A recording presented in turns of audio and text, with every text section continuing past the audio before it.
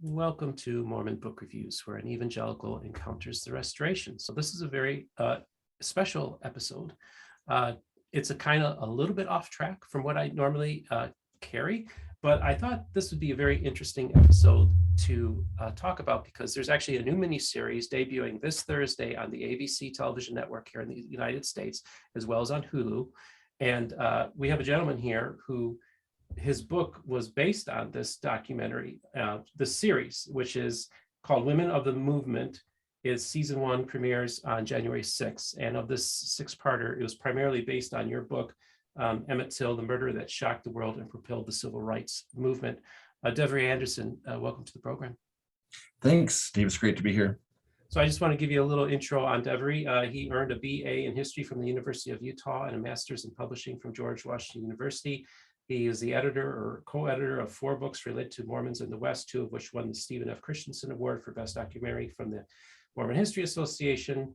And let's see, he had his book published, the Emmett Till book, published by University of Mississippi in 2015, and was almost then it was picked up to be produced. Anderson spent 3 weeks on location in Sumner, Mississippi last March, where he played one of the 12 jurors in the murder trial scenes filmed for the series, so watch for him. His forthcoming book, A Slow, Calculated Lynching, The Story of Clyde Canard, will be published by the University Press of Mississippi next fall. He is the marketing manager for Signature Books, a scholarly Mormon-focused publishing house in Salt Lake City. He is the father of 3 and the grandfather of 2. And you just had that second grandchild just a few weeks ago, correct? Right, yeah, 2 weeks ago on Friday. That's very exciting. So, it just dawned on me, I was thinking earlier today, as throughout the years, as I've been building my book collection, I thought, by golly, I think the publisher that I have most of, the books, like the largest amount of books that I've accumulated throughout the years has been Signature Books. And since now that I've started this channel, I've been having you guys also sending me books. So I've had a relationship with Signature Books. You guys just didn't know it until recently. So I want to thank you so much for blessing me, Devery, sending me many of the books and the authors. For instance, I'm going to have Dan Vogel's interview released this Friday. His Book of Abraham book you sent to me right away. And so that's one of the reasons I wanted to have you on, was first of all, to thank you and Signature Books for the wonderful relationship that we've developed. And I also wanted to talk about this fascinating book. But before we get there, why don't you give us a little bit about your background, just your faith background and your personal background? All right. Well, until I was 10 years old, my family was all, my mother and all of her sisters, most of her sisters, and my grandmother, we were all Baptists, attended a Baptist church in Longview, Washington. And then when I was 10 years old, some LDS missionaries came knocking on our door. And we took the missionary discussions from them. And a couple months later, my mother and father and my brother, who was still at home, and me were baptized. Over time, my other 2 brothers joined the church, my grandmother and 3 or 4 of my mom's sisters and their families. So we kind of had to switch from this Baptist church, and slowly everybody became LDS after that. And and I went on a mission to London, England, and developed an interest in Mormon history when I was at Rick's College. And it just developed from there. And I began hearing about and learning about the scholarly journals and magazines that dealt with Mormon history. And it was so refreshing to see stuff from that perspective and not strictly from church published sources. I didn't even know these other sources existed.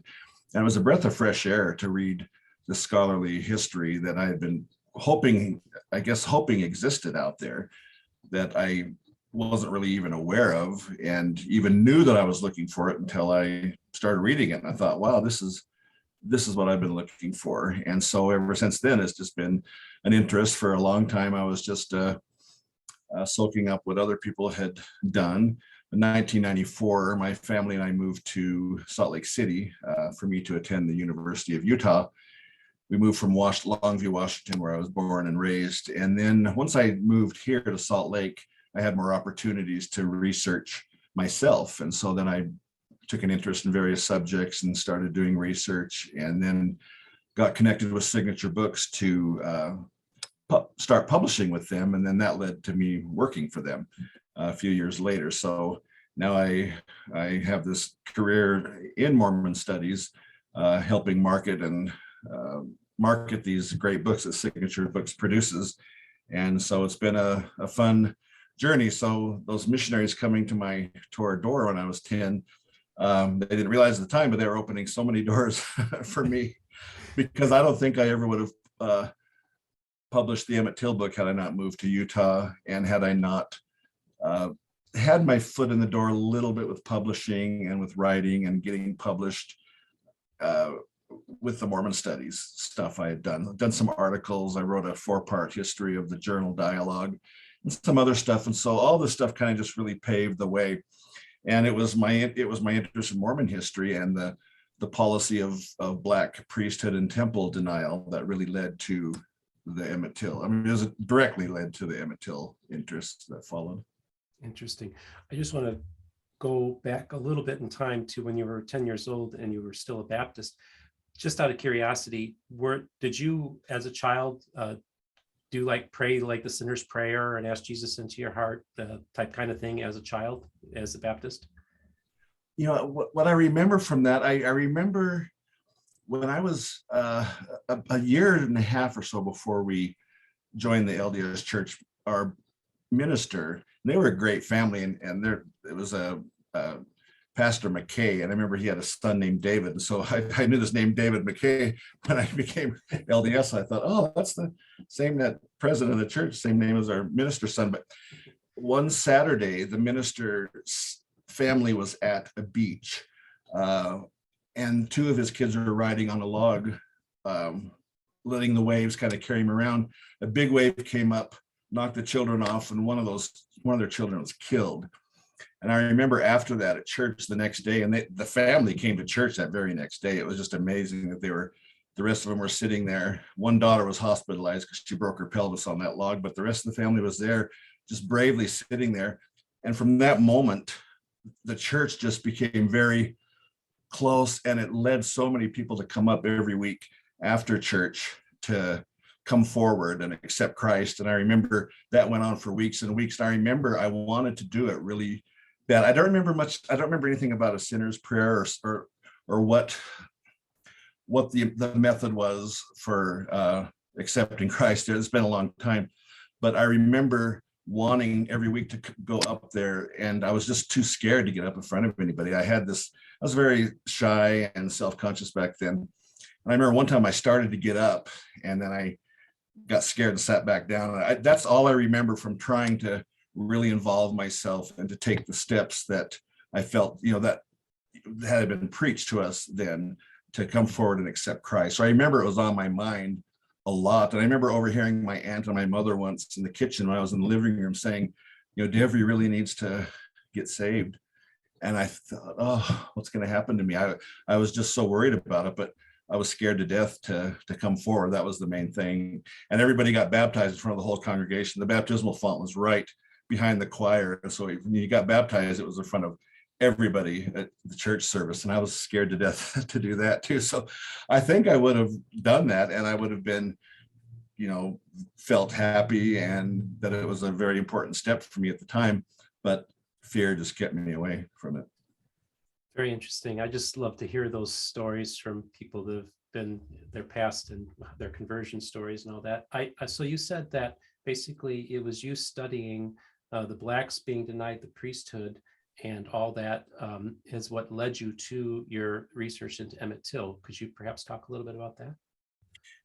Yes, I remember. I can't remember when I first learned about the denial of the priesthood and temple blessings to Black members, but I remember once I heard about it, and I was a kid. By the time I went on my mission, that had been done away with, and so we didn't have to deal with it, which was kind of a good thing, because in London, most of the people that we taught and baptized were all Black, and they just were embracing the LDS Church like crazy at that time. I often wondered, should we bring it up? Should we not? But that was a whole different worry that came in the aftermath of that policy being done away with. But I remember hearing the usual stuff about, I would ask questions, why can't, and I didn't think much about the temple blessings at the time. I just saw it as Black priesthood, male priesthood denial at the time. And I remember asking questions, getting different responses. Once we had a youth fireside where we could ask the bishopric any question we wanted. I asked about that, and the answer was just, everybody in their own time. It's when God wants it, it'll happen. And I remember for years, honestly believing, and even in the years after, when I was on my mission and the early years after coming back, I honestly was able in my mind to get upset whenever anyone called Mormons racist for that, because I could just pin it on God, say, we don't know why it happened, but God wants it this way. But don't call us racist, because we're not. We're dying for this to happen. God just won't let us do it. And then I'd hear the usual, I'd kind of say the usual stuff about blacks weren't valiant in the pre-existent, just because I'd been taught that stuff and I didn't really think much about it. When I was a kid, I wasn't thinking much of what this meant in terms of race and all of that. This kind of stuff that hit me later on. But I remember once I read in Dialogue Lester Bush's groundbreaking article on the history of that policy. I felt this sense of relief that I could throw away all those things I'd been taught and was, I guess, trying to defend for so many years. It was just like taking this load off of me and just tossing it. It was such a relief to not see it as anything God ever wanted, that it was just a policy enacted from, racist church leaders who believed that this was right. And no longer did I have to defend it, and was never comfortable doing that anyway. I would just come up with anything to get non-members off my back. And it was just a relief. And so this happened. Well, and then I returned to school, and I had taught a priesthood lesson around this time. It was in the early 90s. I taught a priesthood lesson and I talked about the black policy that, the erstwhile policy. And I remember saying to the elders quorum about this folklore that had been taught in the church and that a lot of people still believed, apparently, because I said to the elders quorum brethren, I hope no one here believes that stuff anymore.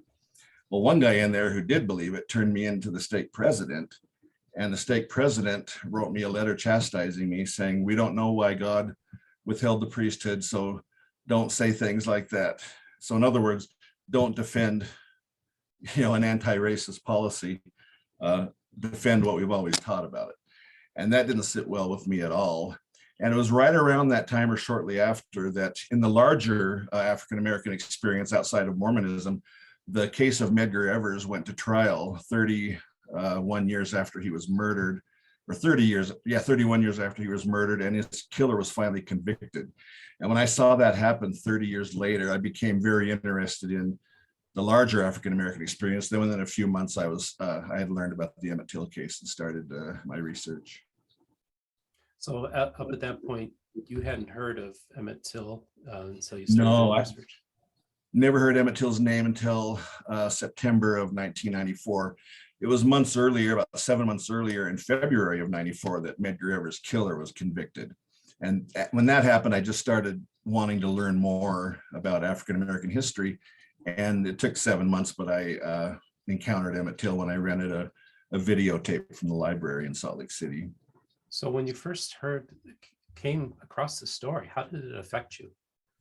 Well, when I first came across it, I had rented this video, and it was called Eyes on the Prize. And it was a 6 or 7 volume history of the civil rights movement, all on videotape back then. I just checked out the first episode, and the first episode dealt with Emmett Till and then the Montgomery bus boycott that followed that.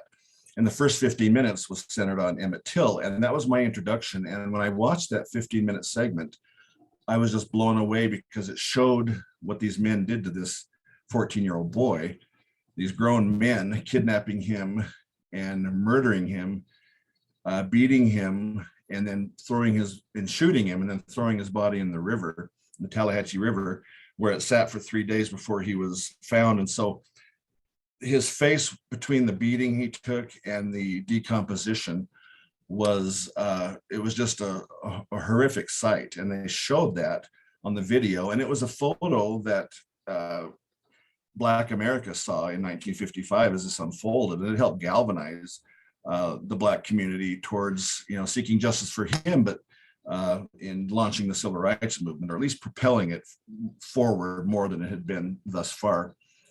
And so when I saw that photo, it had the same effect on me that it did people who saw it in real time when they were filing past his casket in 1955.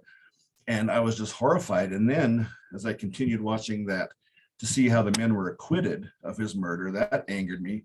And then how they sold their story to a reporter for over $3,000, which back then would have been, 30, around 40,000 today. I was just angered that, and then I wanted to know whatever happened to them, if they ever suffered at all, or if they ever faced any consequences, if their lives were prosperous, if their lives went downhill. I had to know what happened to them. And I also wanted to know what happened to Emmett Till's mother, because she kind of disappeared, at least in my mind. I didn't know a lot about the civil rights movement then. And so since I hadn't heard of Emmett Till, I didn't know whatever happened to his mother. And he was an only child. And so this was her only child. And I wanted to know if she lived, if she was ever attained any happiness. I really wanted to know how she was. And so I just had all these questions. I was so horrified by that photo that I was just depressed and angered. And I just felt like I had to do something. So I kept studying this case immediately after seeing that video. I tried to find more information about it. And that was kind of a quest for 10 years until I started researching the actual book I wrote. So, wow, that's very interesting. So just so our audience knows, maybe talk a little bit about what the fate of those men who did kill Emmett. What did you uncover there? Well, the two that were acquitted, who were tried and acquitted, because it turns out there were other people involved who never did see the inside of a courtroom. But the two who were arrested and tried at the time, one of them died in 1980 from cancer, died on New Year's Eve 1980 as it was going into 1981. And then the second one, Roy Bryant, died in September 1994. In fact, the same month I discovered the case, and he had cancer also. Most of the siblings in that family and the parents died of cancer. It was just ran in their family. They tended to die young, and at least by the time they're in their early 60s, most of them. And cancer took them out. And both of them left Mississippi for a while after the acquittal, after they sold their story, because they saw themselves as, when they sold this story, that they would be seen as heroes. And because they had been up until that point, the white community tended to side with them because they knew that if these men were acquitted, there'd be this domino effect that segregation would fall as a result of that. And so people wanted them acquitted, but once they talked about it publicly and got paid for it, people tended to not want anything to do with them. And so they left Mississippi, but they both came back in time. And when they came back, J.W. Milam, the older one, came back in the early 60s, and the other one came back, Roy Bryant, came back in 1973. But this was an era before the internet and 24-hour news, all of that. So they were both able to return to their communities and just live quietly. When they died, neither one of them, the news didn't report it. Delayed on one of them, never got reported ever. The second one, Roy Bryant, managed to die under the radar, but a very astute reporter named, can't think of his name offhand, a famous reporter, now I feel dumb. I interviewed him in 2009. He found out about it and later wrote an article in one of the newspapers in Mississippi that he was a columnist for. But both of them pretty much lived quietly in their communities. Most people didn't know who they were. And even if they did, people at that point just learned to live with their presence in their community. So in the process of you doing all this research, it actually you had the opportunity to meet Emmett Till's mother. Right. I interviewed her over the phone in December of 1996, about 2 years after discovering the case. And I interviewed her for a class project. It took a while to get the interview, or this was before the internet. Well, the internet was around then. I think I had the internet at the time, but I don't know that I could find out her information online too easily back then. So I went to the Salt Lake City library and got a Chicago phone book and looked her up, and there she was in the book. And so I called her, I wrote her, and then I called her, and she agreed to an interview. And it got delayed a couple times, but we sat and talked for a long time. And then that led to a 6-year friendship with her. I never got to meet her in person, but we talked over the phone monthly or sometimes a couple times a month for the next 6 years until her passing. My last phone call with her, she told me that there was a good chance the case was going to be reopened by the Justice Department. And then it was about 1.5 years later, but she knew it was coming. She didn't get to live to see it, unfortunately. So you basically did this class project in 1996. When did you start doing your research to actually start writing the book? Well, at first, after I interviewed her, she told me she was trying to raise money to move Emmett's grave from the cemetery where it was at, because she felt it wasn't being kept up properly, and she wanted to move him where some prominent Black Chicagoans, like the first Black mayor, were all buried. She needed to raise $30,000 to do that and to erect a monument. And because she was doing it alone, I asked her if I could help with that. She said, sure. So I devoted my time for a long time trying to raise that money for her. It never happened because the cemetery promised to move him themselves and erect an Emmett Till Memorial or Historical Center on site there. And then a big scandal happened there that was a whole different subject, but happened after she died. So she had changed her mind. And so when she died in 2003, and then when the federal government opened the case a year later, that's when I decided that I would do the book, because I knew that this investigation would lead to, if it didn't lead to any arrests and convictions of anybody still living, I knew they would learn a lot about the murder, because I knew they would have to exhume his body. They could do an autopsy finally, find out how he died exactly. The trial transcript had been missing for years, and I thought, they're going to probably find a copy of that somewhere. And they found the murder weapon. So all this stuff. And so when I knew that this investigation was coming, I thought, I've got a final chapter ready to go that will include this investigation. By the time I'm done up to that point in my research and writing, I'm sure the investigation will be over. And so I will be writing a book about a historical case where I don't know the ending yet. It's kind of an odd, that rarely happens, I suppose. But so in 2004, in the summer of 2004, I decided I would start working on it.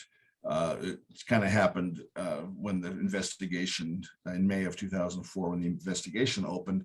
And then it took me 10 years to research and write the book after making a bunch of trips to the South and Chicago. Wow, so you started in 96 and the book was published in 2015, correct? Yeah, so that first 10 years from 2004 or 1994, and then especially after 2000 or after 96, when I met or began talking to Emmett's mother, I was just mainly trying to help her raise that money. I was trying to make people aware of the case. So I was always talking about it to people and driving them crazy. But I wanted everybody to know about Emmett Till, because it was such a horrific thing and such an injustice that these people got away with murder, and that other people never even, there were at least 3 other white men involved, and some other field hands that were kind of forced to be involved. But the 3 other white men were the ones that really should have stood trial for actual murder, first-degree murder, like the other 2 were. And so then that 10 years of kind of preparing myself, and then 10 years of actively researching and writing the book. So in a way, you can look at it as a 20-year project, in a way, a 10-year project. And I kind of refer to both depending on how dramatic I want to sound at the moment. So. Oh, very, very interesting. So just to do something like that, like for much of the time you're doing it, you were never intending on writing a book. You were doing this as a labor of love of something that you felt was so important just as a human being, that the story needed to be known, and you developed a friendship with Emmett's mother. I mean, that's pretty remarkable. Yeah, and the book itself, there had been a couple of books out. One was really good, one was not so good, and that was it for a long time. And then other books came about, some novels that were good, but that kind of led to more interest in the case. And then some books, some academic studies about how the Northern press and the Southern press dealt with the murder trial, how the Mississippi press dealt with it. And so there were books like that that started coming out, but no one had just sat down and done a comprehensive telling of the story and trying to really work through some of the contradictions in the case, because witnesses said one thing in 1955 and their memories would tell something different decades later. And some of those stories got put in documentaries, where documentaries you can just kind of say what's on your mind, and you don't really vet that stuff. And the producers don't always either. And so I knew there was a lot of contradictory material. I knew there were a lot of twists and turns and stories that never really got talked about. And I thought, this stuff is stranger than fiction. And so I wanted to write a book that would tell the whole story in a lot of detail and try to correct all the myths at the same time. So that's why that took 10 years. But it was really the book I always wanted to read. I was always hoping somebody would like write this where I could sit and kind of just, oh, there's all my questions answered. And since I didn't ever find that book, I thought, well, I can at least try to write it, see if it works. And it's been well received for that reason. That's, I can kind of understand where you're coming from. I tell people, if somebody was doing the show that I'm doing, the channel that I'm doing, then I would just watch it. I wouldn't necessarily have to do it. It's kind of that I'm just doing it because nobody else is kind of doing what I'm doing. So I get you completely on that one. So you spent all this time on this book, and what, just so University of Mississippi Press, how did you get hooked up with them? And just to correct that, it's the University Press of Mississippi. Sorry, because it's associated with all 8 of their public universities. So just so you know, it's larger than just one. Got it. Well, I tried to get an agent and tried to get it published with a national publisher, but being a first time, I had my Mormon studies books, but I didn't really think those would apparently didn't pave the way, because I would put those as references in my submissions, but nobody seemed to care. But I wrote several, I tried to get agents on several occasions. The one who agreed to do it died shortly after, just suddenly died. His partner then changed her mind midway after we started getting going. And then other agents just sent me form letters saying, looks like a great project. We wish you luck, but we're not taking on any more books right now. We're swamped. So after that, and I knew that the University Press of Mississippi published this very type of thing. And I don't want to say I did it as a last resort, because they've been very good. They designed and edited the book brilliantly, and they've always been very supportive. They're always accessible to me. They're always willing to promote it when something comes up like the series right now. So it's been a very good experience with them. But I went to them because I knew that, obviously this is a Mississippi case. They publish a lot of stuff on civil rights, and I just thought that they would do it, and they did. They jumped on it right away, and they didn't make me cut anything, which was nice. They just did very light copy editing for the most part, and so I was really pleased with all of that, because you write a book and the hardest thing is cutting. You feel like you're giving up one of your children, and so it was nice not to have to. This next one, I have to do some revisions, do a little bit of cutting. It was too long, but that's fine. The Emmett Till one, I think, had to be done the way I did it. I would have probably fought a lot harder to cut on that one than I'm more willing on the second one. So what was it like to have your book released and then all of a sudden it get optioned by Hollywood? Did that catch you off guard, or what was that like? Yeah, it did. I got a call from a producer. I actually got the call before the book came out. They knew about it. I already signed the contract, and they learned about it and asked me if I would be, willing to do it. And they sounded pretty reputable, that they had experience. They talked about who the A-listers were that wanted to be involved, or that were going to be involved. And so we did it. And when a book gets optioned, I think it's, 1 in 10 that ever get anywhere. And so that was 7 years ago. So it took 7 years it took 5 years, I guess, before it finally got a permanent home. It was going to go to HBO 2016. They signed on for it. So right away we saw, all right, HBO wants to do this miniseries. And then about a year and a half after they signed on, they passed on it. And so I'm not really sure why. I think they had some other programs similar in the works or something, or if it just stalled in time and then the producers got it back. I'm not quite sure exactly what happened.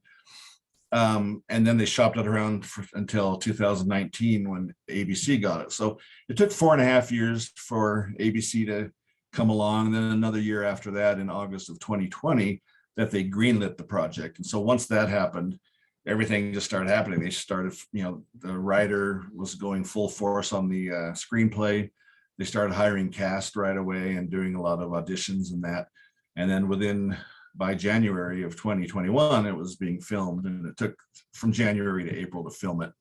So it's exciting to have it done, and now it's going to come out in 3 days. So. And so what was it like to participate on a set and be one of the extras in the jury? Well, it was exciting. And I really wanted, I thought of all times, something like this happens, usually once in a lifetime, then a pandemic happens once in a lifetime, and we got them both at the same time, so I thought this is horrible luck, because, normally I think I could have just gone on set and sat in the background and watched a lot of this happen and just enjoy watching it get filmed. But with COVID, they were letting anybody on set that wasn't essential, even the executive producers. There wasn't one executive producer that was there for the filming. And all my adult life that I'd known about Emmett Till, in my mind, I'd always envisioned what it was like, or tried to envision what it was like to be in that courtroom during that murder trial. In 2015, I guess 14 and 15 was dedicated, I think, but the courtroom was renovated to look like it did during the Emmett Till trial. And they did a great job. It cost $2 or $3 million to renovate that courtroom, but they made it look just like it did. And so when the producers were scouting or when the location scout was trying to find a place to shoot the trial, they could have built a soundstage where it would have been much more convenient to move walls and do all the stuff that you do in a soundstage. But they saw the courtroom and thought, this thing looks like it did, thanks to the, restoring it years ago. Let's film here. And once I learned they were filming in the actual courtroom where this thing happened, I thought, I've got to be in there, because all those dramatic moments that I read about and wrote about in the courtroom, I can see those take place again and be filmed. And everybody would be dressed in 50s clothing. It would feel just like being there. And so I knew that, okay, so to do that, I've got to be in it. But I knew they'd need a lot of people for those scenes, because you have to fill the gallery with spectators, and they would need, police, deputies, and other people. But, I thought I could be guaranteed a spot in all the scenes if I was a juror, because those 12 jurors stay the same.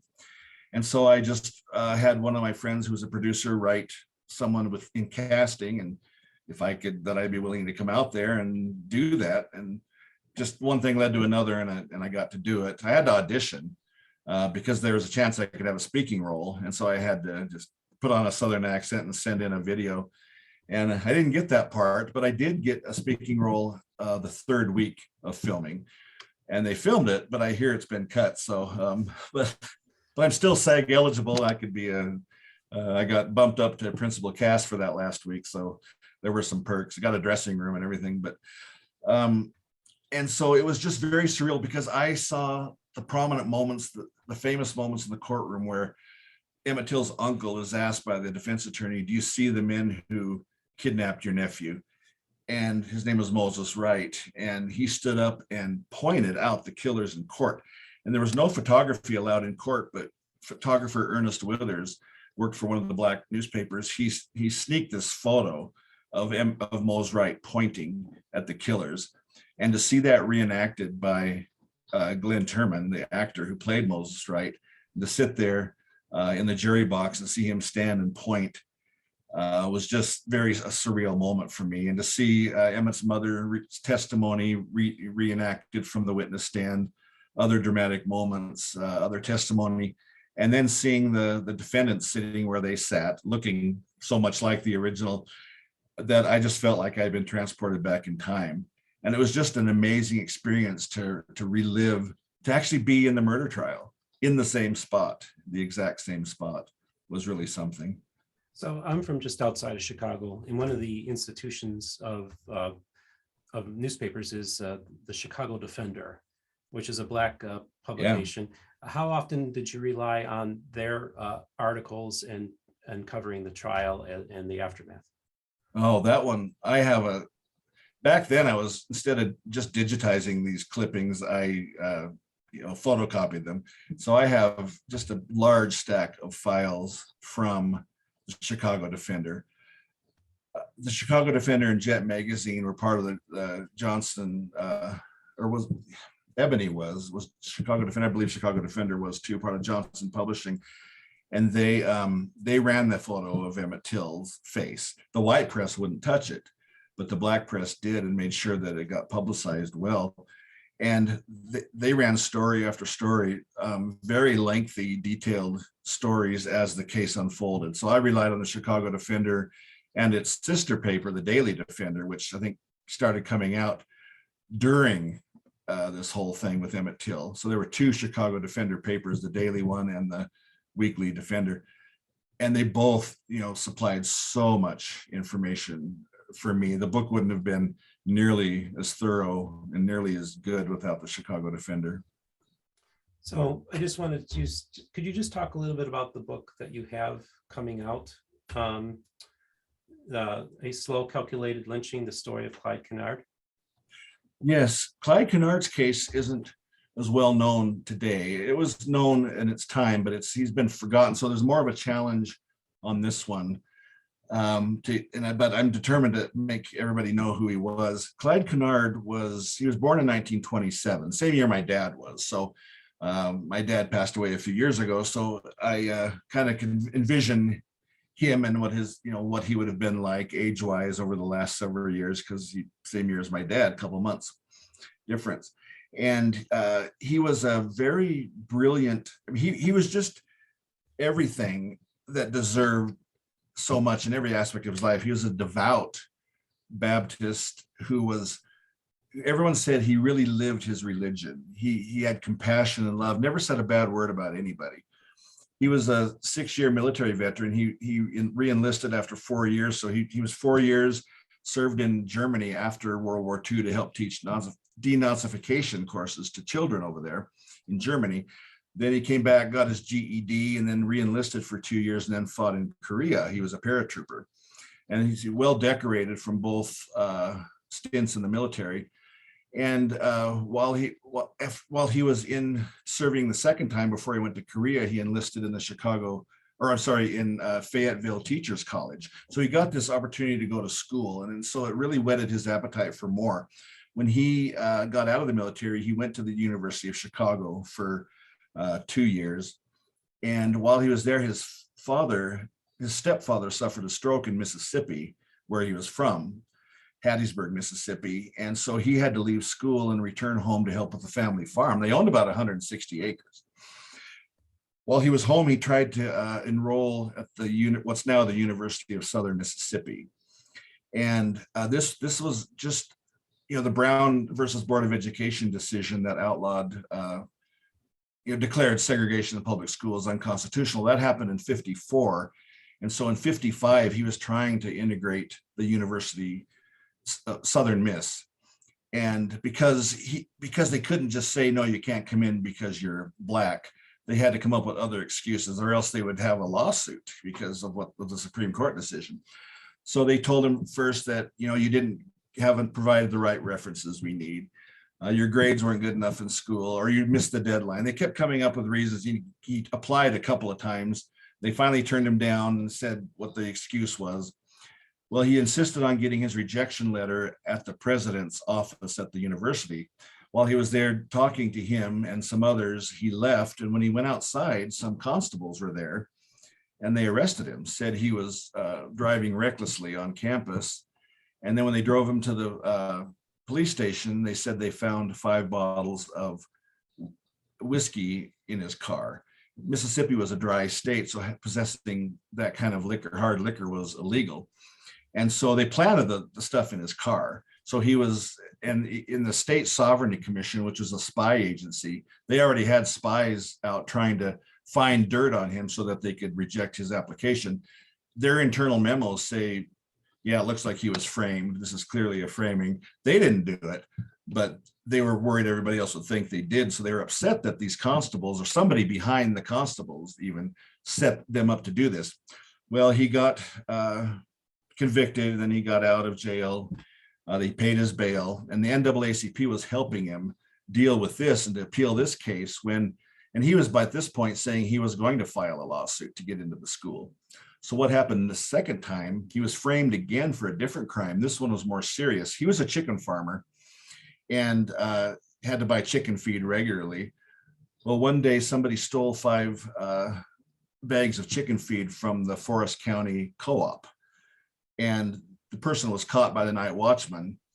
And somehow these 5 bags wound up in Clyde Canard's chicken house. Later that morning, the police came and said, "We understand that you asked this young man, Johnny Lee Roberts, to rob this store, so which makes you an accessory." And he said, "I never did that." And anyway, he ends up getting arrested. This time he was tried and convicted again, but he was sentenced to 7 years hard labor for being accessory to the theft of $25 worth of chicken feed. So he was sent to Parchman Prison. The guy who stole the feed just got probation, never had to go to jail. Clyde, while he was in prison, was sentenced to hard labor. He developed colon cancer while he was in prison. He was able to get surgery, and they sent him right back out to the fields. Wouldn't let him do his follow-up treatments. The doctor in Jackson, Mississippi, at the University Hospital there, said he needs to come back regularly, and the superintendent wouldn't let him. He got sicker and sicker and sicker.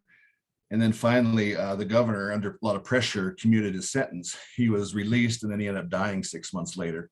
I've interviewed doctors about it, and they said back then colon cancer was beatable, and had he been diagnosed properly and treated properly, he would have beat it. Or could very well have beat it. So I call it a slow, calculated lynching, because they didn't care what they did to him as long as they got him out of the picture where he wouldn't, be able to apply to school anymore. So framing him and then just letting him get sick and die was basically a lynching. And so that's what this book is about. And the twist on this one is that in 2006, the young man, by then in his 60s, who had stolen this feed, confessed that that Clyde never asked him to do that it was all made up. And so because of that, there was a long, drawn out attempt to get Clyde posthumously exonerated. And we went to Governor Barber to see if he would pardon him, and he wouldn't do it. And he had reasons. He said, I don't think I can have the authority to do it posthumously, but other governors had done that. It just had never happened in Mississippi yet. And so finally it went to the original courtroom where he was tried, and the judge there, on the DA's recommendation, the judge overturned the conviction in 2006. So he was posthumously exonerated, and they've since named a building after him on the campus that he tried to get into. So there's a Clyde Canard building on campus. His conviction was overturned. And this was an effort made by people of all along the political spectrum, very conservative people in Mississippi to very liberal, black and white, all came together for this cause to posthumously exonerate him. And it was a symbolic thing, obviously. He was gone, but it was a very healing moment for Mississippi. And so I thought this really deserved a book. John Dittmer, in his book called Local People, very well-regarded book on the history of civil rights in Mississippi, he called this case the saddest of the civil rights movement. And when I read that and read that little bit about this case in his book, I thought, yep, that's my next book. I felt the same passion about this story as I did Emmett Till. So. Wow. So you are the marketing manager for Signature Books. I just thought, here's an opportunity to maybe preview some books that Signature Books will be releasing this year. Yes, and I wish I was at the office where I could look at the catalog, because these would come to my mind right away. We are releasing our next, well, we do have a press right now. There's a biography of D. Michael Quinn by Gary Topping that's coming out. And this is part of a biography series that we're doing. These are very brief biographies that can be read almost in a sitting. I mean, they're about between 110, 140 pages. We released one on Harold B. Lee in the last month or two. And the next one is going to be on D. Michael Quinn, and that's at press now. So that'll be coming out soon. We also have a non-Mormon non-religion title that's should be released anytime now. It's called Discovering Us. It's published. It's a book really by the Leakey Foundation, all about recent discoveries in human origins. About 50 discoveries over the last 50 years or so, and so it has nothing to do with Mormonism or religion. It's just that our the person who owns Signature Books, George and Camilla Smith, she's on the board of the Leakey Foundation, and one of the people there had written this book, and we became the outlet to sell it. And so I'm going to be excited about that. So if you like science and like learning about human origins from a scientific perspective, that's coming very soon. Todd Compton has a new book out. He did the book In Sacred Loneliness, The Plural Wives of Joseph Smith. He's got a companion volume coming. It's called In Sacred Loneliness, The Documents. So these are the primary documents, the writings of the women who Joseph Smith was married to. And he's edited these, and it's going to be a documentary history containing their journals and writings. And so we've got all of this on all these women. It was basically his source material for the first book. And so it's a huge book. I think it's like 800 pages or so, and that's going to be coming out the first half of the year. And then we have Fillerup, his first name, Michael Fillerup. Yeah, I don't have everything in front of me. I'm going to be embarrassed now. But he has a book of short stories coming out. He published with us. His last book with us was called Beyond the River. It was a novel that was highly regarded. And now he's returned to us with some short stories. So if you like the fiction stuff that we published, we've got that coming as well. And we've got, the one that's going to press shortly is a biography of Susa Young Gates, Brigham Young's daughter. He had several kids, and a few of them are well known. You mentioned their names, you know who they are. Brigham Young Jr. and Susa Young Gates are probably the two. We've got an excellent biography of her that's coming out. And so that's basically done. It'll go to press. So we'll see that in the next couple of months as well. And that's pretty much the stuff we have coming the first half of the year. The other stuff will get announced a little bit later, but our new catalog talks about these titles. So we're excited about that because, I'm excited that we have a subject about a prominent Mormon woman, and she had quite the life. And so we'll see that. I'm excited. We just released the B.H. Roberts biography by John Silito in the last couple of months. And they were contemporaries. And so it'll be exciting to have just shed, both these books shed a lot of light on early 20th century Mormonism. And that's a period that doesn't get dealt with a lot. And so getting it through these biographies at least is going to give us a lot more knowledge about that time period. So we're excited. We have some good solid history coming. If you like fiction, we've got some great short stories by some thoughtful minds there. So I'm excited about everything that's coming.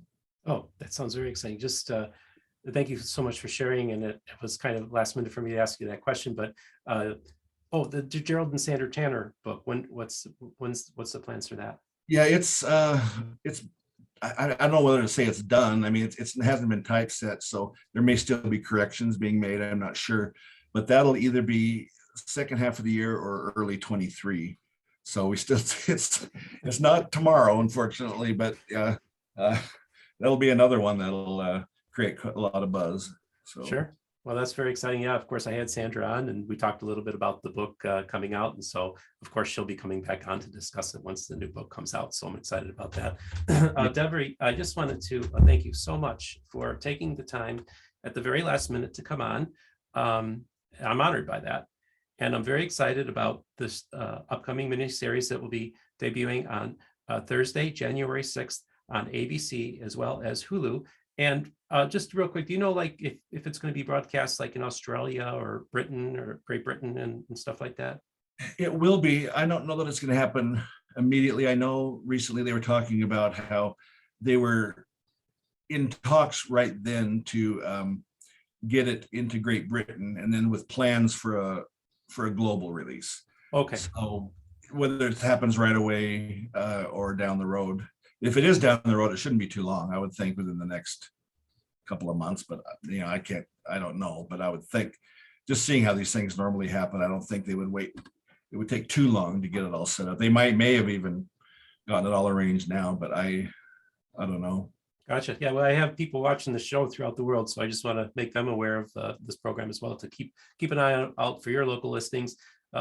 Canada, Australia, Great Britain, and of course many of the other countries that watch me, keep an eye out for that. So Devery, once again, I want to thank you so much for coming onto the program. Do you have any final words you'd like to share with my audience? Well, I just think, what you're doing is great. You approach Mormonism from this perspective of, you're respectful towards it and towards your guests. And I think anybody would feel comfortable, hopefully, coming on with you, and that you're a good place for that. And I really like that. I really like that about you. I think that's a selling point that I hope everybody appreciates, or can appreciate, if they give you a chance. So I like what you're doing, and like that you like our books too. So that's helps too, but that you discuss Mormonism with so many people from so many backgrounds. So I like that, and that you could have, me on talking about kind of stuff loosely related to Mormonism, but that really, that was, like when I said, if it hadn't been for Mormonism, I wouldn't have done any of this stuff. That's really true. Just my journey in Mormonism led to these other interests directly. And so I'll always be grateful for a number of reasons why our missionaries came by, but it certainly in time inspired me to write this book. So, but I think, just